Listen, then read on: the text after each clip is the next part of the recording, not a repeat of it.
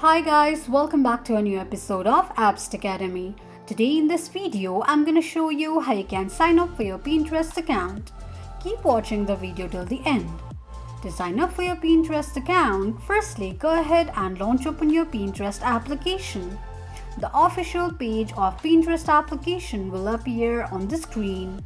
You can sign up to your Pinterest account using your email, Facebook or Google account as well. Choose any one of the option. Here I'm gonna go with email.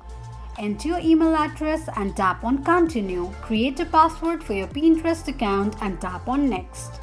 Click on an eye icon to check if you have entered your password correctly or not. Enter your full name and tap on next. Enter your date of birth and click on next. Select your gender and tap on it. Select your country or region and click on next once again. Choose your interest and tap on it, then click on next. This is how you can sign up for your Pinterest account quickly and easily just in few steps. If you have any thoughts or queries, let us know in the comments section. Don't forget to subscribe to our channel. Also press the notification bell icon so that YouTube will notify you whenever we post a new video. I hope this video was helpful to you. Thank you so much for watching.